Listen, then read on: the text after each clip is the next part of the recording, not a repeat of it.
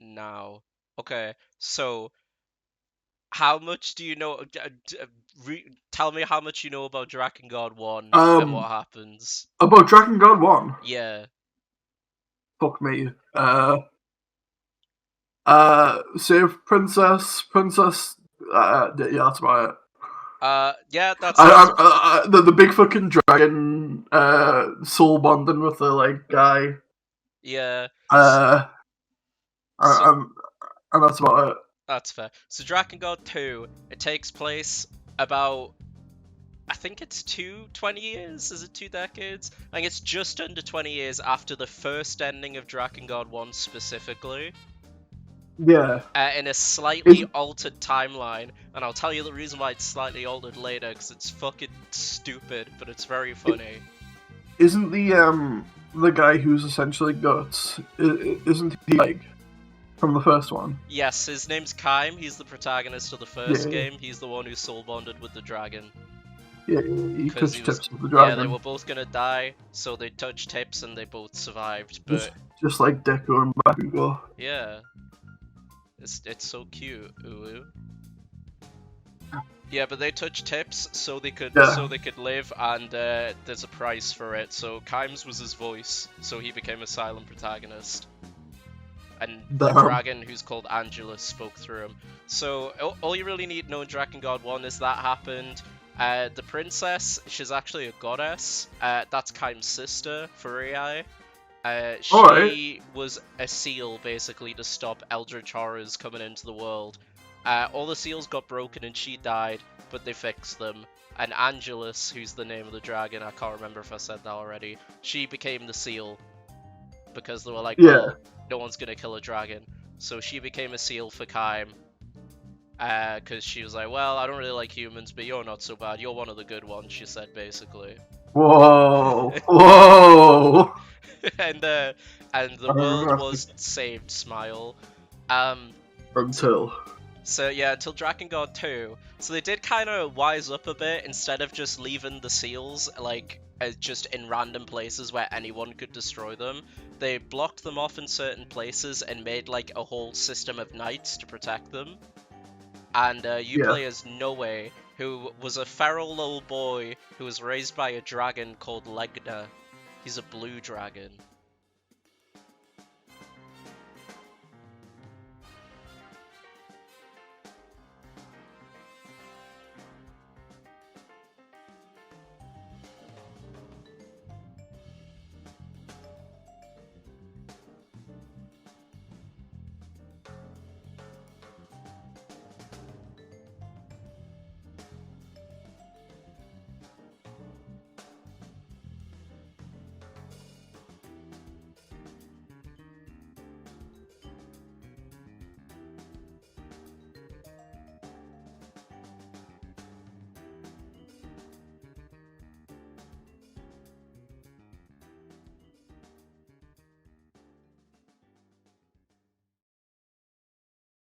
So he was raised like just by that dragon for a while. Then a guy called Oro came along and was like, hey, we'll train this kid up, we'll make him not feral. How does that sound? But you can still be in the kid's life.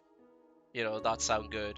And the dragon's like, yeah, sure, that's tight, whatever. So he's been trained to become a Knight of the Seal, and the game starts on his like initiation day, and he's all pumped and ready with his childhood best friend Eryth, who is a good knightly woman, and the guy who runs it is called General Gizmo, who is clearly not a villain, not at all. He's clearly a very nice, upstanding man. Goes, okay, normally we just have you fight a random guy. You're gonna fight me as your initiation because you were raised by dragons, so you should be strong enough. And Noah's like, cool, I see nothing wrong with this. And then halfway through, he brings a fucking army into the test. And it's like, well, if you're that good, you can kill all these guys. Where it's like fucking Goku, just like, he's just strong.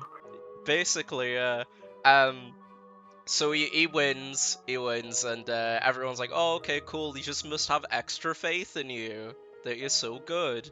And he becomes a Knight of the Seal. And their first job is to what's the first job again? Oh yeah, they go to one of these districts. So districts are places where the seals are. And they're like, oh, there's a disturbance going on in this district. You have to go there. And Noah's like, okay, cool. Like, I see nothing wrong with this. Like, if there's people, like, you know, that's harming the balance of the world, let's go get. Noah's a very nice, optimistic character. You can tell this game was not written by Yoko Taro. Yeah. Eris she's nice, kind of. She's very dedicated to the whole night thing. But she's not. You don't really notice anything off at first. But then you see the people who are like at the district thingying against the seal, and you know, not really knights. There's a couple monsters, but they're just like very obviously poor people. And those paws. yeah, like The very paws. downtrodden people. Yeah. And Noah's like, ha. This doesn't really seem like a good idea to just come in and kill them. And Eris is like, are you questioning being a knight? No way. I can't remember if I said it, but the guy Oro, he died in battle. He died to the one-eyed man, which will come up later. The one-eyed man? There's a one-eyed man running about, yeah, causing havoc. Is that like a one-eyed monster? No, it's like someone in the Drakengard 2 dev team read Berserk and said, I'm having that, and took guts. Just went, yeah. Like, I'm that's not... mine. Yeah, basically. So... You made this, I made this. So they go the seal, they kill a bunch of poor people, and they get asked to come back. And then there's these three characters at the office, and these are like the lieutenants, so they're like guardians of the seal.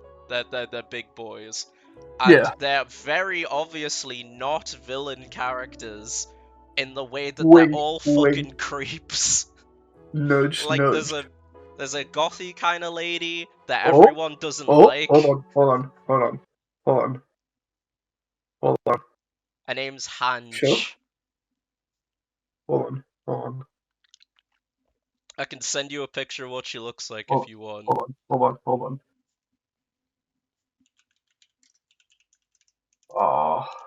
Google doesn't know what Drakengard is. It doesn't know what film is. Hanch. Hanch, yeah, spelled Hanch. Ooh.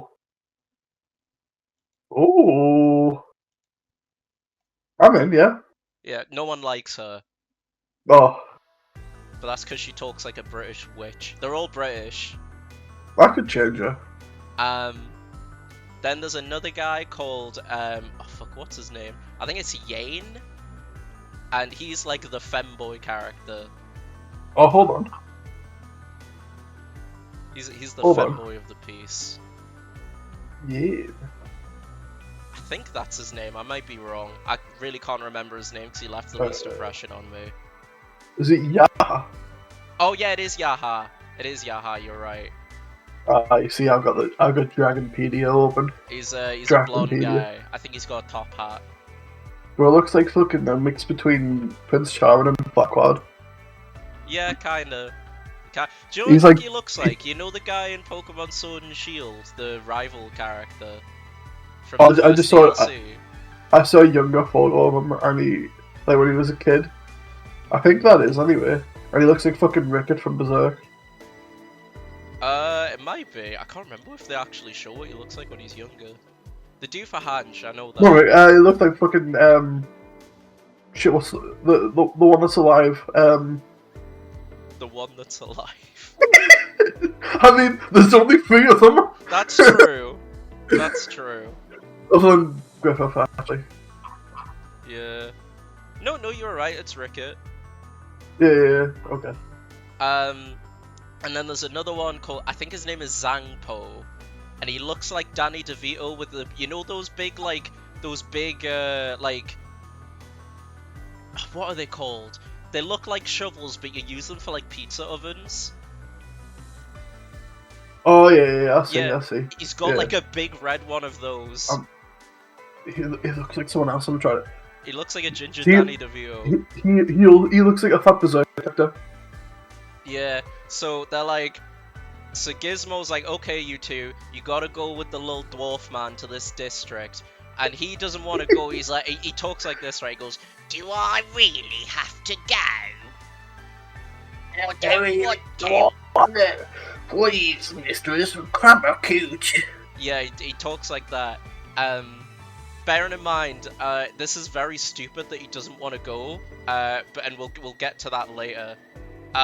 So they go to his district, but there's like a magic fog that's preventing them from getting in, right? And they're like, whoa, we can't get past this magic fog. What are we gonna do? And this lady shows up called Mana. Now, I don't know if you recognize that name, because she is a very important character in Drakengard 1. No, I do not recognize that name. Have you seen clips of a little blonde girl sounding like an old man? In a red dress. No! How far into Drakengard 1 is this? She's like halfway through. I may have not gotten there yet. She's like the main antagonist, basically. I think I played like fucking 10 hours or something. Okay, so quick lore lesson on Mana. So Mana's a little girl, and she's got a twin brother called Sere, who is also in Drakengard 2, but he does next to nothing, and I fucking hate Sere. Because he's fucking boring as shit. He made a pact with a golem, and his price was time, so he'll forever be a little boy. But his mom really liked him because he could be a pact partner with a golem. And Mana couldn't. She lived in like a village of golem makers and she couldn't make it. So her mom really, really heavily abused her, and at one point just left her in the mountains and just never came back for her. Jesus Christ. So she got taken in by the Empire, and the Watchers, who are like the eldritch entity people, possessed her. So she becomes like the main antagonist for most of Drakengard 1. She like very, very nearly destroys the world, but it's very, very questionable how much blame can really be placed on her, because she's possessed like most of the time and is like 8 years old. Yeah. And clearly has a lot of mental trauma. So it's like, you know, you did try to destroy everyone, but like, you know, it's kind of like, it's a bit of a grey area. Yeah. So she's back as a grown woman in Drakengard 2. She's an adult lady, and she's like, I will like clear the fog, and like we can go into this district. So they're like, okay, cool. So they go in, and she immediately tries destroying the district and the seal. And the little dwarf guy's like, why would you do that, you stupid bitch? You're gonna fuck up everything. Yeah. And she's like, well, the only thing that I'd fuck up is like keeping you like people in like privileged positions while like, people suffer. People. Yeah, like military people. Like military, like people in like, because he's a lieutenant, like he's high in the like the political ladder. No, I got it. She sounds kind of base, but also I didn't like the word on that one. It's me wording it poorly, but it's a bit better written than what I'm thinking it as. I'm being a bit facetious, but like it's some of Drakengard 2's genuinely good writing, which it doesn't have a lot of, unfortunately. So she fights. What do you mean? It's incredible, Joe. So she fights the little dwarf guy, and she's like, "Oh, I know the price you paid for your pact. It was hunger. So to be a lieutenant, you have to be a pact partner, and he paid his price for hunger, so he can never eat, but he's always constantly hungry. And whenever anyone mentions anything about food, he gets really aggy. Damn bitch, get over it. So she kills him. She kills that lieutenant and destroys the district. So Noe, in the meantime, Noe and Eryth are just killing people who are in the district. So it turns out people that live there used to be either in the Empire's army or were just in nations that the Empire held. So they're being used as human sacrifices, essentially, just for where they were born. Right.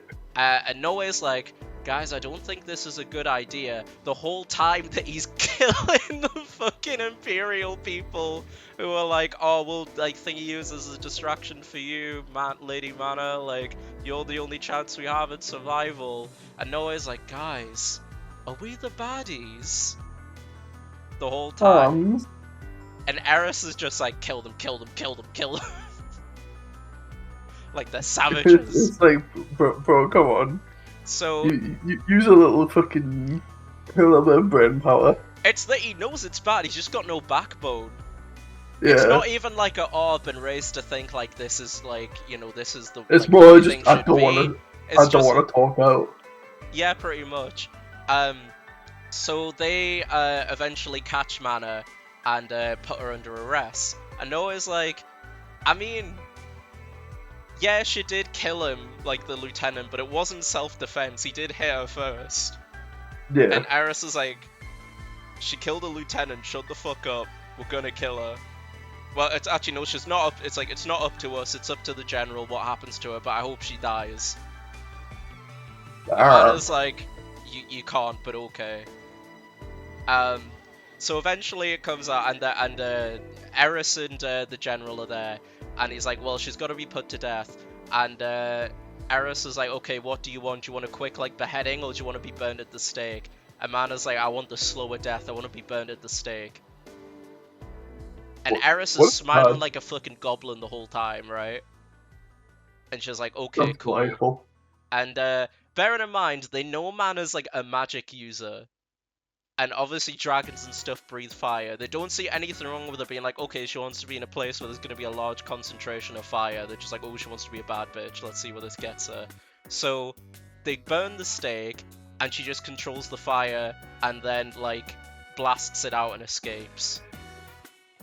How they didn't see something like that happening, I don't know. Yeah, But anyway. that's kind of... So Noe, like, finds out, and, like, cause she runs past him and he, like, lets her go. Like, without saying anything.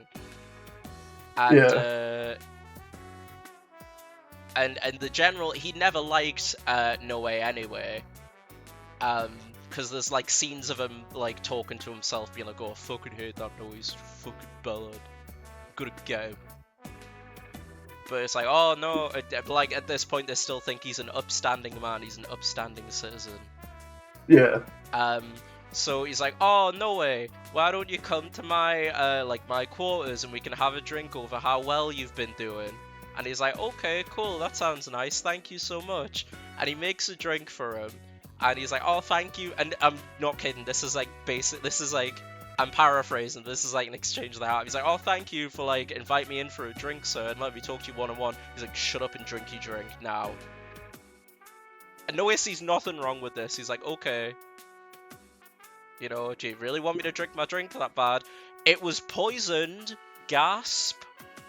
Oh my god. And he was like, haha. What the hell?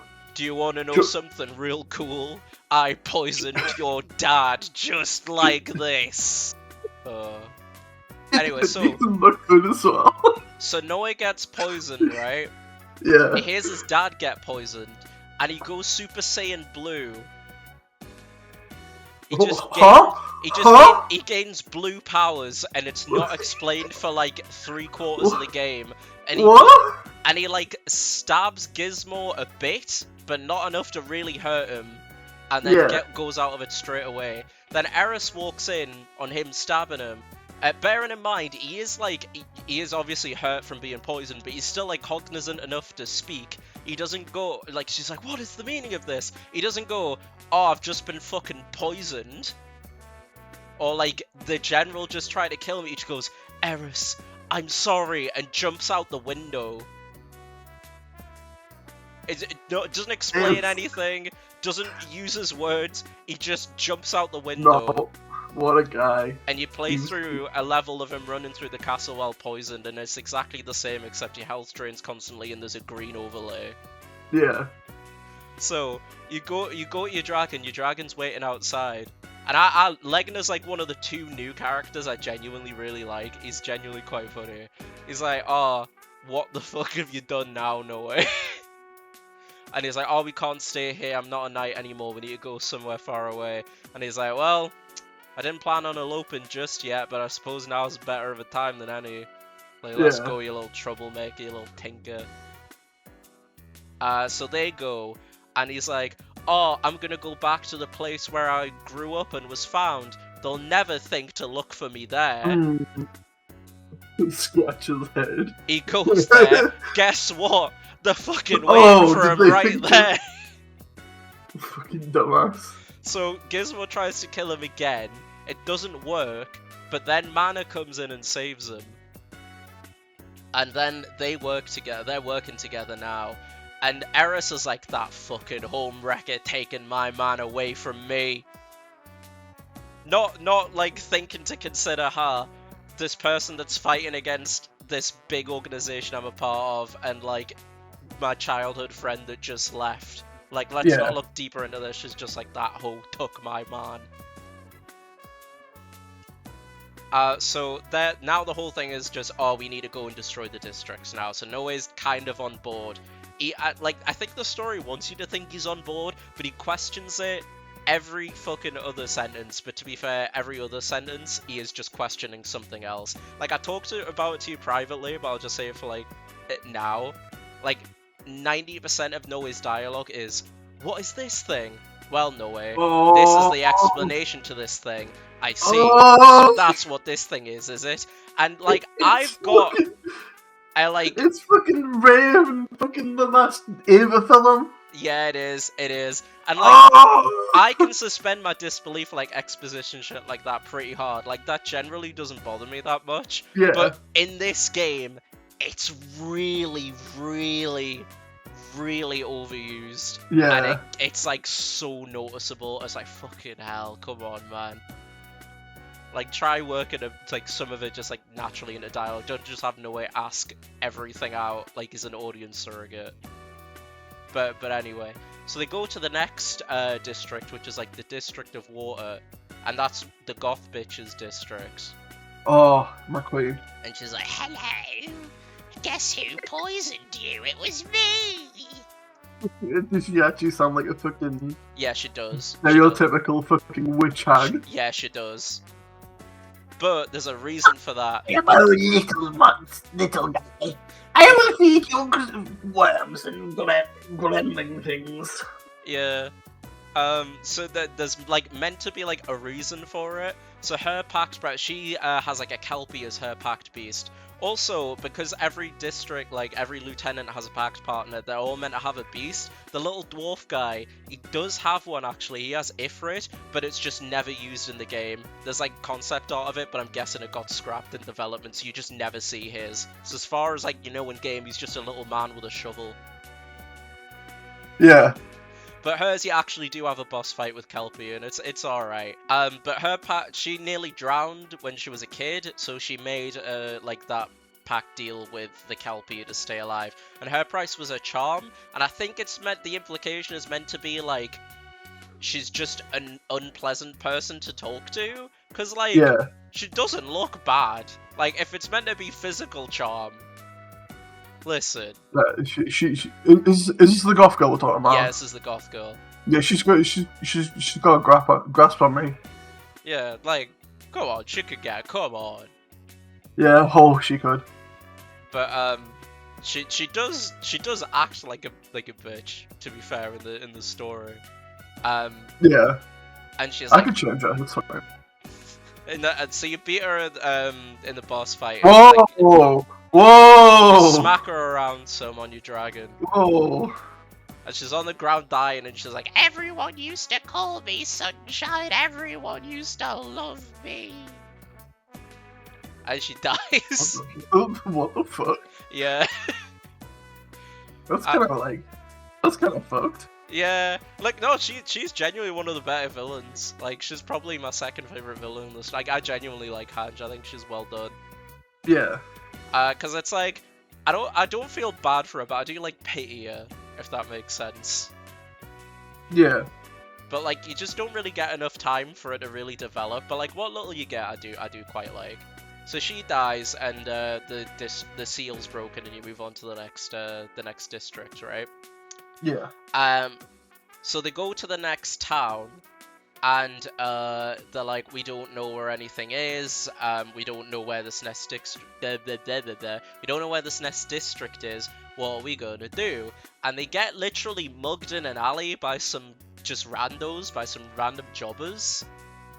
and they get saved by a dude in a skeleton mask. Yo! And Skull Knight? And it's not Skull Knight. I wish it was Skull Knight. That would have been better. It's just like a little helmet, and it's like Noe's friend. He's quite a bit older. Like I think he's meant to be like a big brother figure, kind of. His name's Eryth. I do like him. He's like a jokey kind of laid back.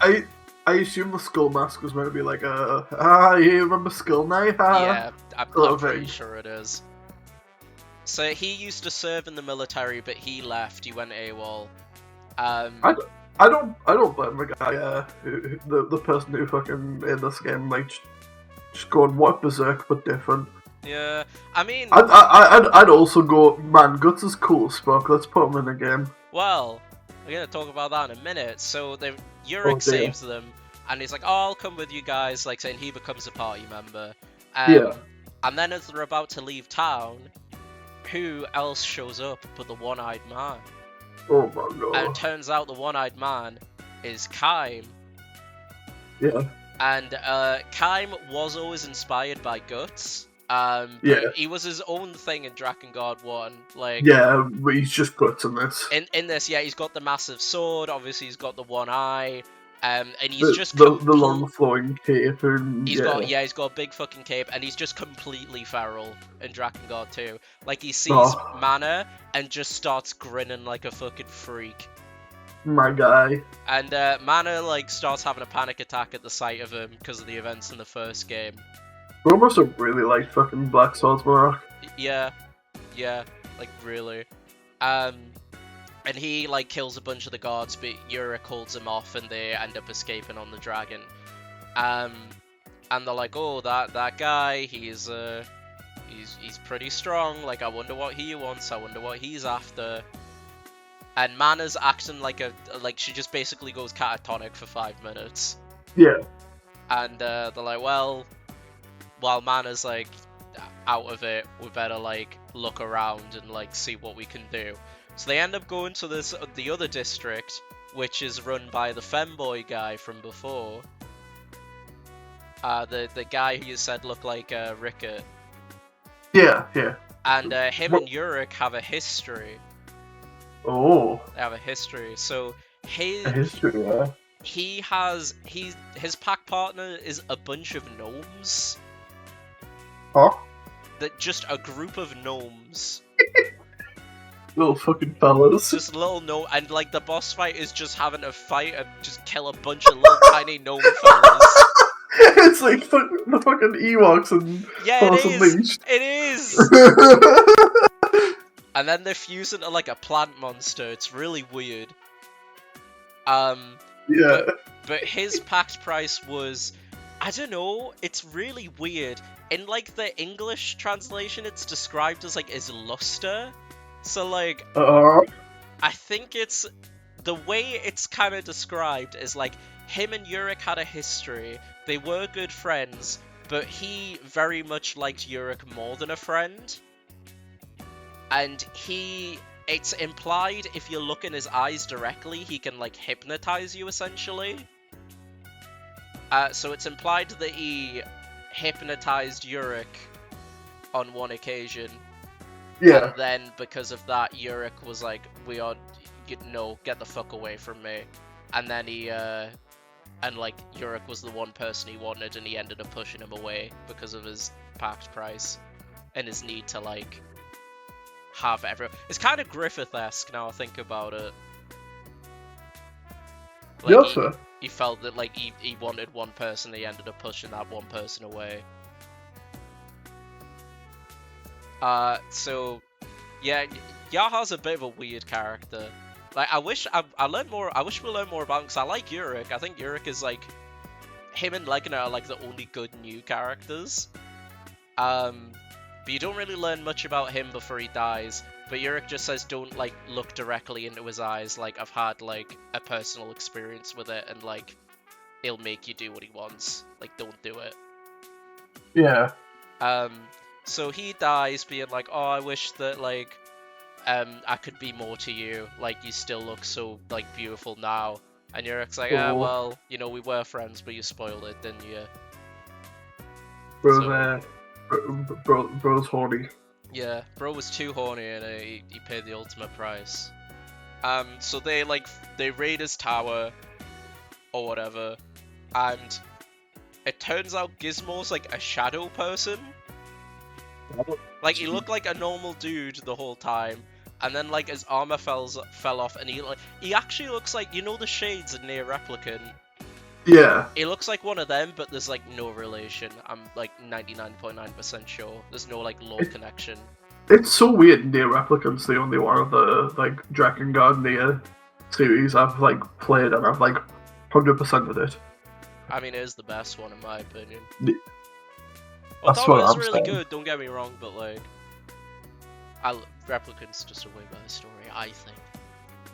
I am a big fan of the story. So yeah, Big fan of the characters as well. Yeah, like Noah hits him and he becomes a shadow person, and he's like, oh, okay, cool, you've revealed my true form, but have you considered this? And he just picks up Eris as Noah goes to stab him. Eris is also there, by the way, and Eris Yeah. gets stabbed Oh, as a human shield, and she's like, Uh. but I was so good, I did everything you told me to, and he's like, yeah, and look where I got you, you stupid bitch. whoa, what the fuck? And he's like, well, you killed your friend, no way, ha ha. Ha ha ha ha. What the fuck? So Eris dies in Noe's arms, and he's like, he won't get away with this. And he chases after Gizmo, and you have a boss fight with him. And like, it's weird, because they try to make him like kind of sympathetic, but like completely fail at the same time. Because he's like, because it's like in his boss fight, he's like, oh, I was one of those people who like was subjugated just because I was born into the Empire, so like I like now crave power at all costs. And it's like, okay, you've But been you're nothing still a but piece a of shit. dickhead though the whole game. Like I don't care. Yeah, I hate it when they try and do that. It's like, oh, but they're secretly like not like quite that bad. And it's like, yeah, they are. Yeah, I think they Shut kind the of fuck realized up. it, like, even while, like, in that fight, because at the end of it, he's literally like, well, if I can't have the world, no one can. And destroys his own seal and kills himself. And he's like, haha, you don't know what's gonna happen. Like, all the seals are nearly broken. Yeah. And there's one left. There's one left. And they go to the next one, and it turns out Eryth is the guardian of the last seal. The guy who's been traveling with you, the Skull Knight dude. Which Oh is my really God. weird, because when they're like, oh, because his is like notedly like abandoned. Yeah. And when they're like, oh, Eryth, do you know where the abandoned one is? He's like, no, I don't. Even though he guards it, so he wouldn't know where it is. Yeah. And it's not a case of like he double crosses anyone, or like he's working with the like Knights of the Seal still. He's not. He's completely on Noe's side. He just doesn't tell them for some reason where they are, even though it would do nothing but help them. Yeah. So you go to the last seal to destroy it, and who else shows up but Kaim? Kaim's here to destroy the seal also, but you don't know why he's doing it. But he's also there to kill Eryth, because they've fought once in the past and it was like at a standstill.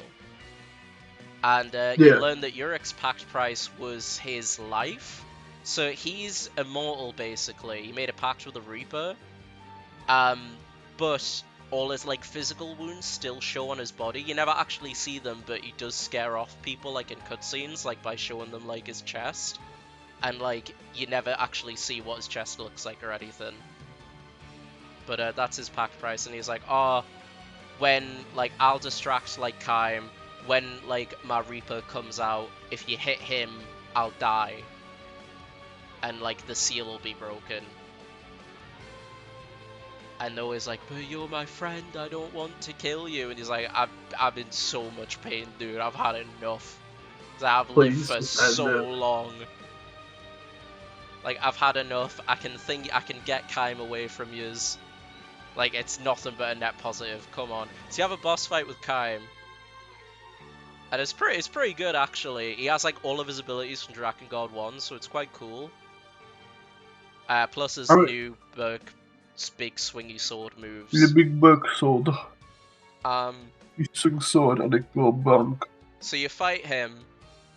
He nowhere hits the Reaper thing, and just as he does it, Eryth pushes Kaim off like the ledge, and they both fall into this big old hole.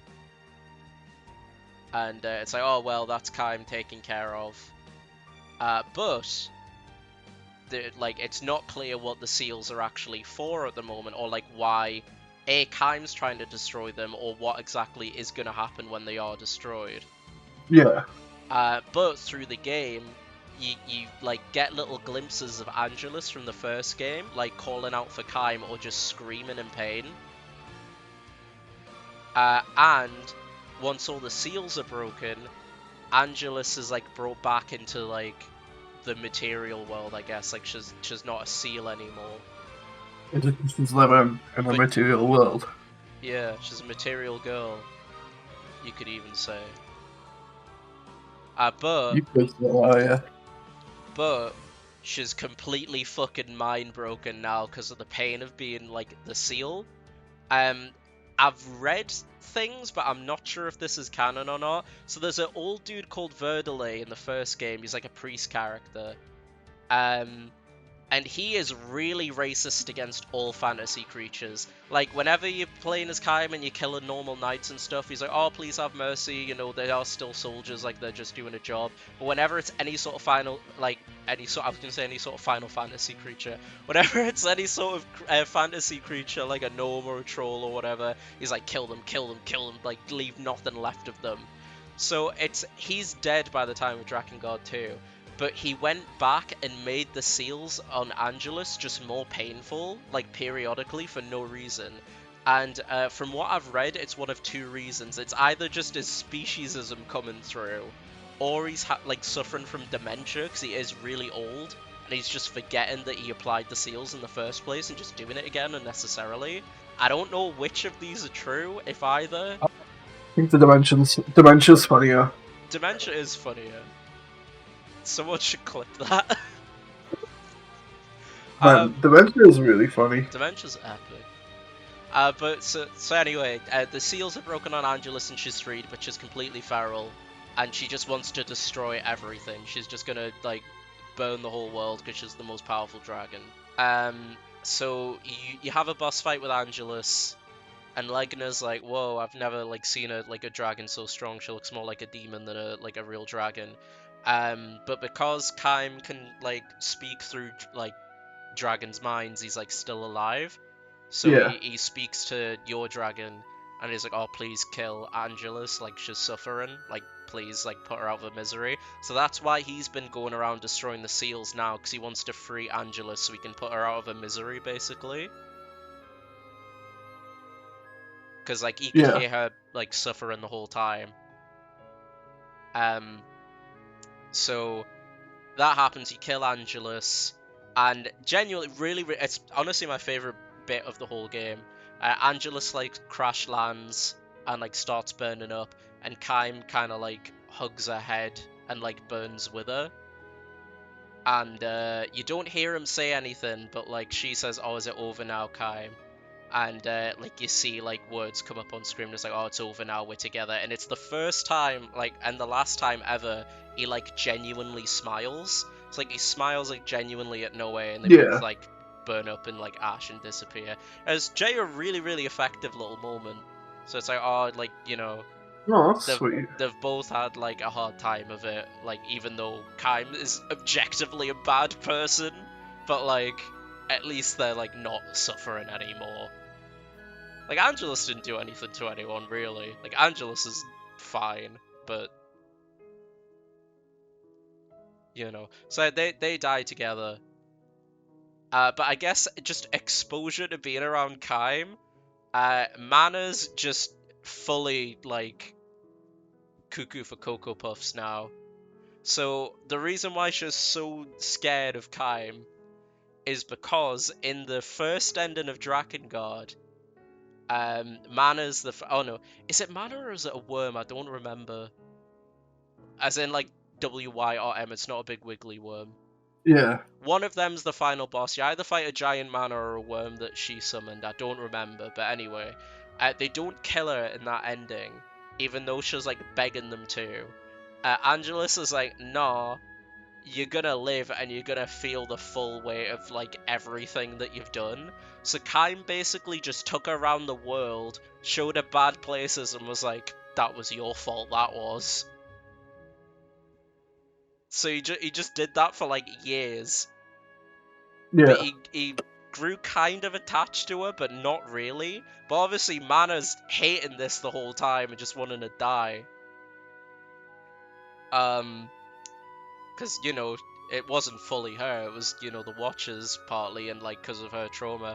So at some point she stabbed Kai in the eye and ran away, and that's why he's the one-eyed man, because she like stabbed him and escaped.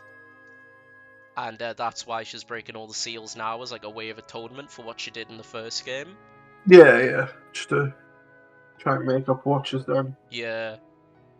So Kai and Mana, honestly, their arcs are really well, like for the first ending anyway, like taking like all their characters into account. Oh yeah, it's a Drakengard again with these fucking 5 billion endings. Yeah, Drakengard 1 has 5 endings, but taking their like characters from that ending, it does genuinely like make sense, and like they are really well done in terms of how they've gotten from Drakengard 1 to Drakengard 2. It's just a shame that fucking Noe's there going, hang on, the one-eyed man and Kaim, are they the same person? The one-eyed monster. The dragon is so angry, I wonder why. Even though Legna like tells him why he's just so angry. Like, there are times in the story where Legna's like, I've just told you, no. It makes you wonder, is there like is like something that's lost in translation, or is it just No, it's just they wrote bad the writing. dumbest fucking characters? It's just bad writing, it's in the Japanese as well. He just Sick. questions everything. Sick, love it. Just for no reason. Love to see it. So they die, and Mana she hasn't taken her normal pills.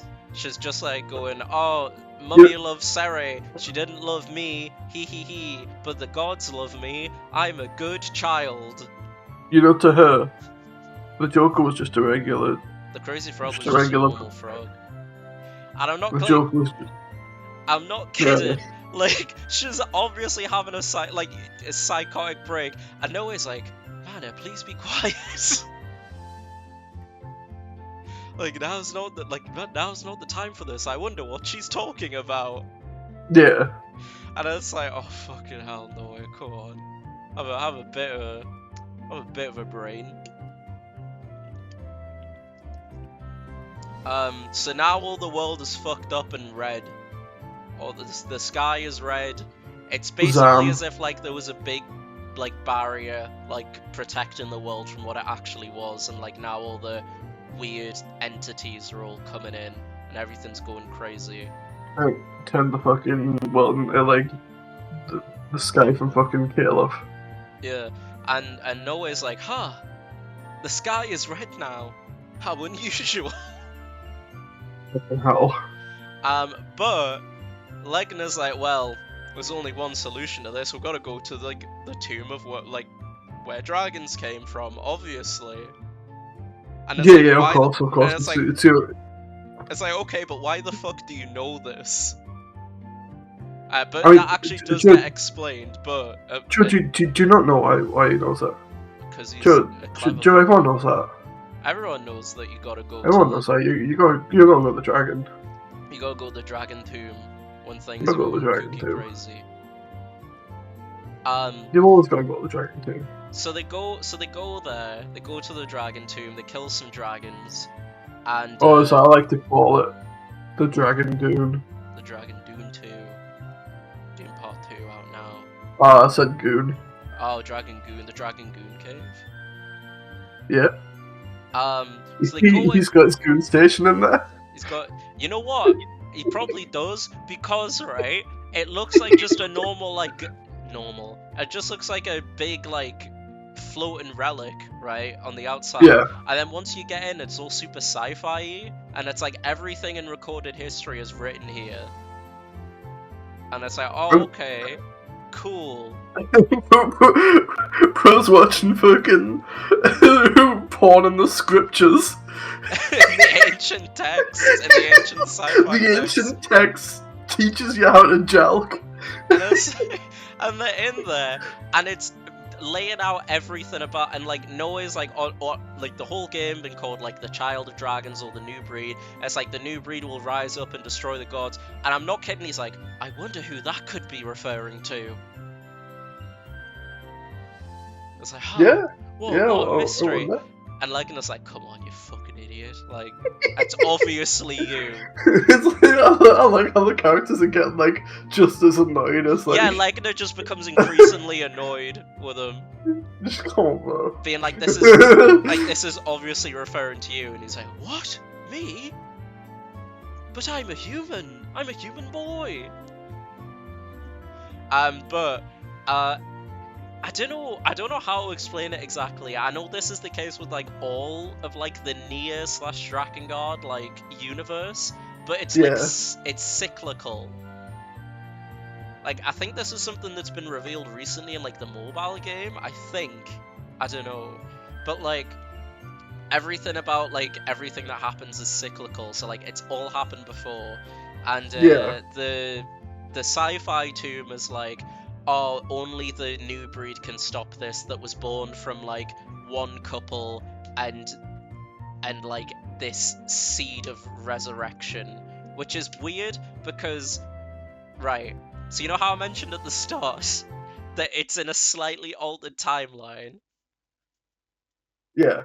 So, right, That's why that comes in. the reason why it's a slightly altered timeline is because Kaim's sister had a fiance called Inuart, and he was the childhood friend of Kaim, but he turns into a rival character because he's insecure that Kaim's stronger than him, and he gets a black dragon later on in the story, but the whole thing of it is Furiae always dies. She always dies every time, and Inuart is always like with her, and in one ending he tries to bring her back to life and it doesn't work. She becomes this weird scorpion monster and just immediately kills him, so he never gets all up in her, is what I'm trying to say. Yeah. So they made an alternate timeline where he did get up in her and put her in the fucking seed thing, and that birthed Noe. What the fuck? They made a whole ass timeline so Inuart could get his dick wet. And that's the timeline Drakengard 2 takes place in. Bro, crumb. Like, he was that unlucky, and he couldn't get a crumb of puss, that they had to be like, okay, here's a universe, only difference is you smash this woman. That's the only difference. At least you finally got to. Yeah.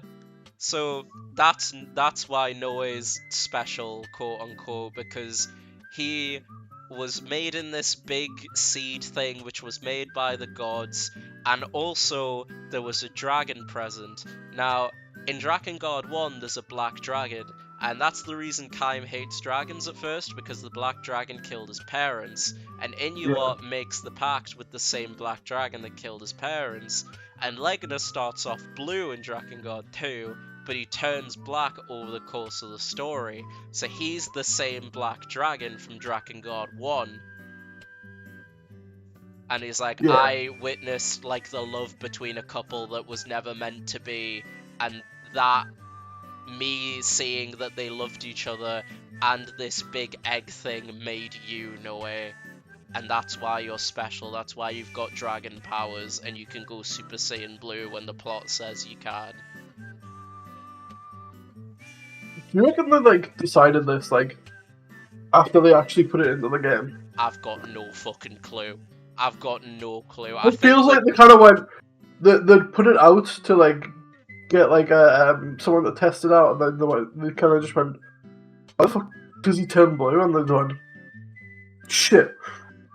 I think the timeline thing was absolutely after the fact. I think they just did it as like a whoa, he's a new Art and Furiai's son, and then they were like, he never had sex with her in the first Yeah. game or before in the first game because as a goddess she wasn't allowed to have sex.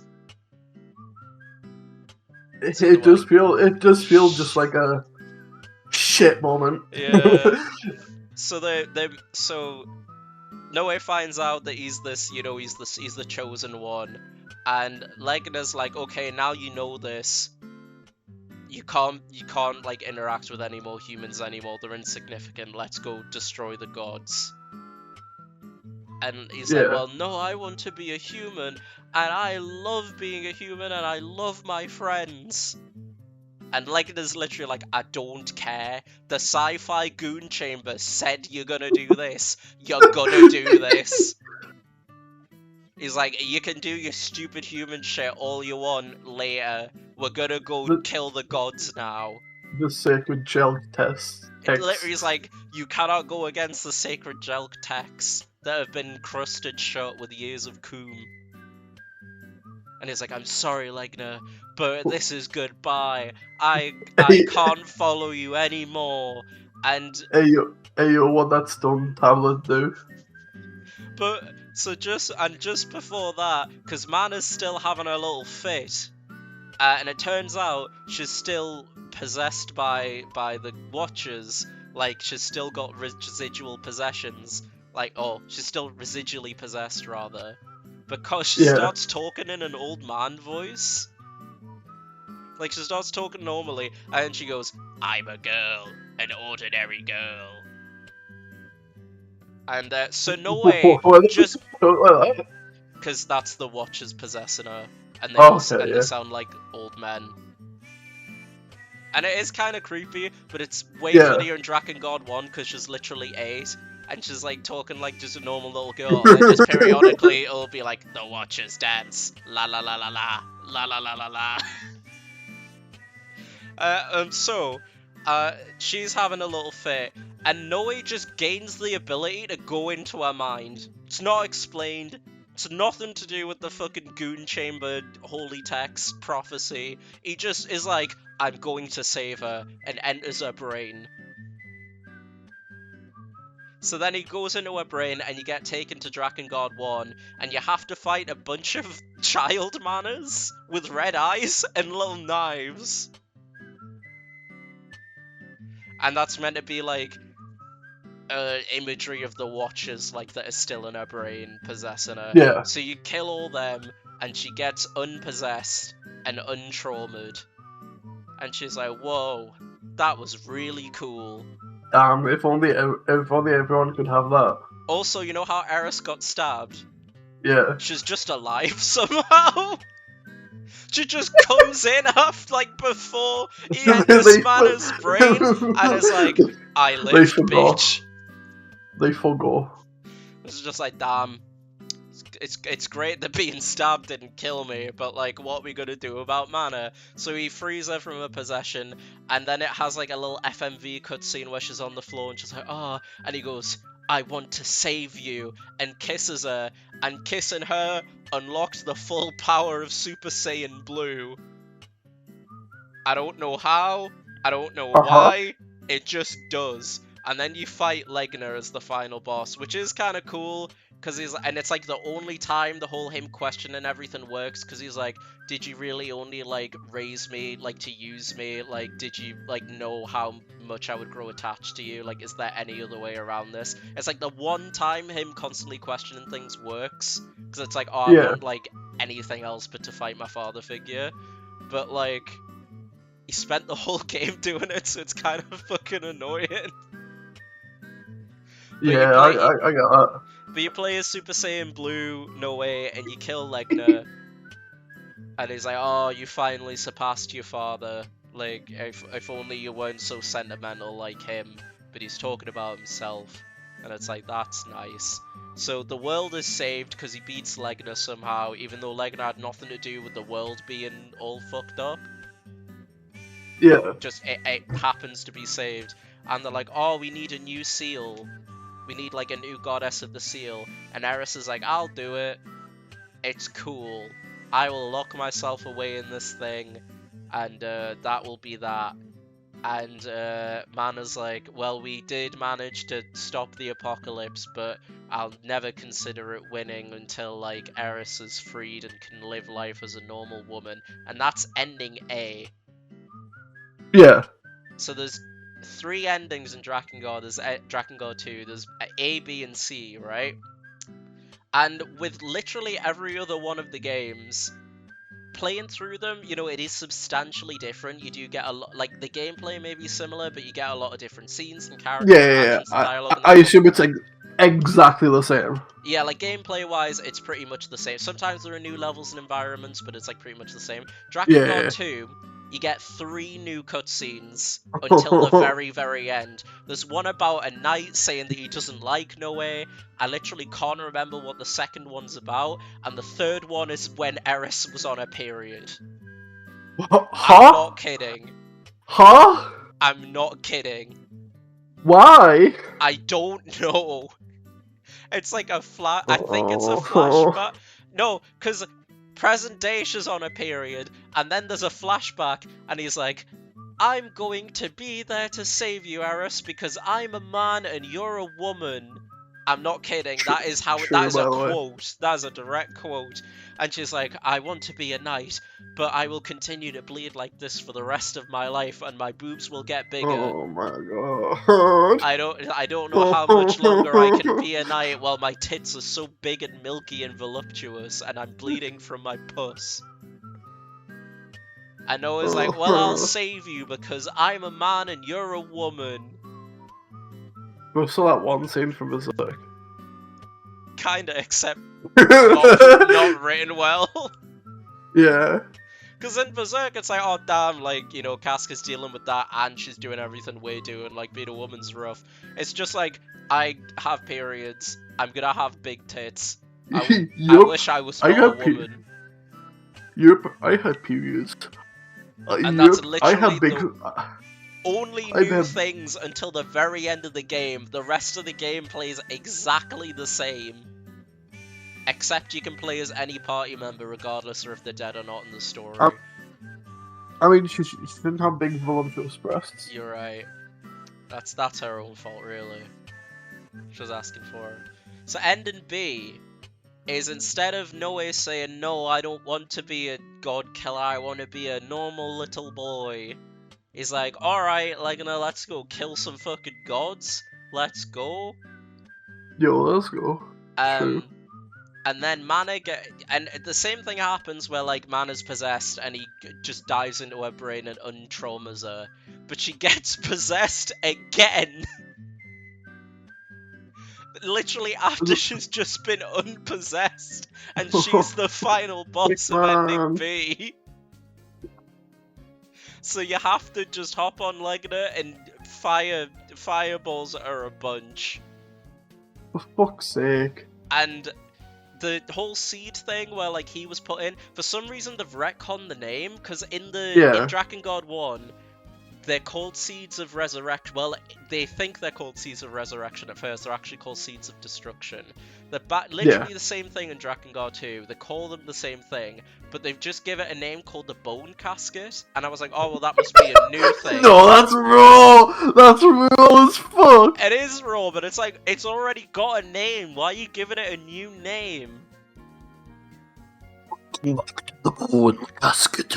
So Mana's like, aha, actually, I let you take possession of me so I could get hit by Noe, and that could destroy the Bone Casket so the gods will come down, and because they're mad that it was broken, you can go fight them, but at the cost of my life. So Mana dies, and Noe breaks the Bone Casket, and Legna's like, well, now we've got a bunch of gods to fight because they're going to be fucking pissed. They're going to be pissed off.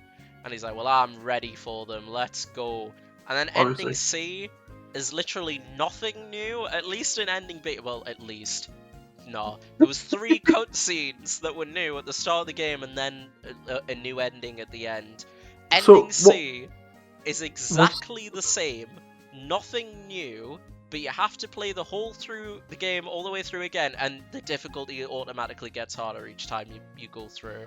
You don't have a choice. It gets harder sick. automatically. Fucking love it. There's literally nothing new in Ending C, except instead of fighting Legna and Eris being a seal, you fight Legna again, and he dies, but nobody has to be a seal, and everything's fine, and they all live happily ever after. Nothing new happens, it's just for this time, for some reason, the world is saved. It's not explained. They didn't do anything new, they didn't do anything creative, they didn't, seal up, the Watchers to stop them from coming down or possessing anyone. It's just, they can't now. Cool. We put a extra super duper spell on it, and now they can't do anything. The world is saved. And no one except his dragon dad died. Wow. And that's so brave. Drakengard 2. And do you want to know the continuation of, any of Drakengard 2's endings? Yeah. They didn't. They completely abandoned Drakengard 2. It is in its own separate little timeline that does not affect any of the other games in any way, shape, or form. Didn't you say there's another 2 endings, though? Yeah, those were the 2 endings. Oh! Yeah, so ending B was you fight the god, you fight Mana when she's possessed by the gods. Yeah. She goes, no, I was only letting myself be possessed. C was exactly the same. And then C is exactly the same as the first one, except no one died apart from the dragon. Yeah. Because they put a super duper spell on. I thought you said those 5 endings? No, in Drakengard 1 there's 5 endings. Oh! In Drakengard 2 there's 3. What the fuck? Yeah, and those are all the end. That's the plot of Drakengard 2. Is it even worth doing the additional? No, just do the gameplay is it's okay. It's not Drakengard 1's gameplay. It's not good. I didn't mind the bit I played. It's serviceable. It just felt like more jagged Muso game. It's serviceable, but it's all with not cool good. dragon riding moments. Yeah, the dragon riding's alright, but the Muso stuff, it's not great. The Muso stuff is quite a bit better in 2, and the dragon riding's fine. Legna does feel a bit more loose to control, I guess. He has less weight than Angelus did, but it's fine. Yeah. The gameplay's fine, it's inoffensive. But what kept Drakengard 1 going for me was just how fucking weird the story gets. And you see bits of that in 2, but it's clearly such a... if Drakengard 1 is a seinen, Drakengard 2 is a shonen. Yeah. And I like shonens, don't get me wrong, but it's a generic ass shonen. With little bits of cool ideas sprinkled in, and most of the cool stuff's taken from Drakengard 1. Yeah, it's My Hero versus Berserk. Pretty much, yeah. Bakugo! Oh my god! We gotta chalk together! Do you have any questions about the enthralling world of Drakengard 2?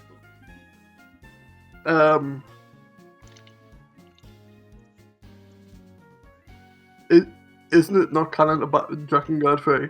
Yes, Drakengard 3 is a prequel. Sick. Drakengard 3 is the first in the timeline anyway, but... Oh, yeah, because it's, isn't there also an offshoot from one of the Drakengard 3 endings?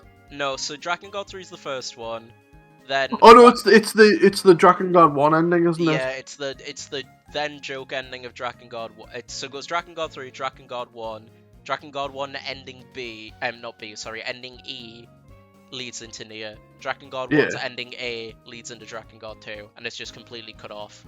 I think in later games, they when they talk about the different timelines and stuff, they're that one's cut off.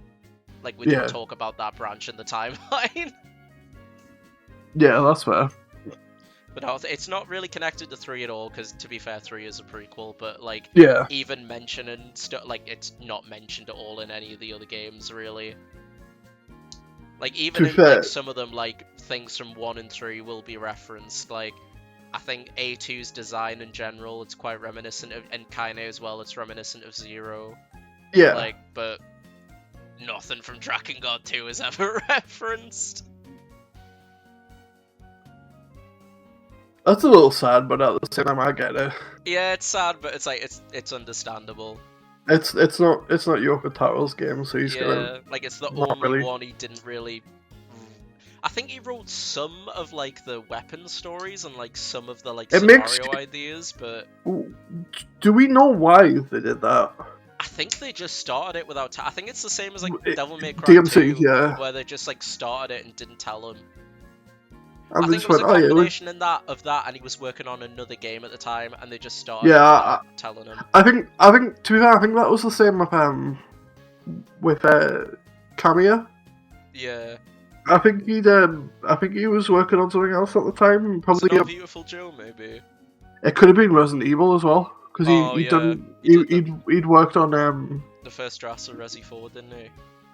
he'd worked on Resi 2, I believe. Oh, yeah, he With, did. He did Resi with, 2, he directed Resi 2, but no, sorry. Yeah. Resi 4 was before, because that's what DMC turned into. Yeah, With something else. yeah, it was him and fuck, what's the guy who Shinji made Mikami? Angle Game? Yeah, Oh, yeah. yeah. And then I think Mikami was just like, yeah, let's make this a different game. Yeah. Full scripted video coming soon, bye!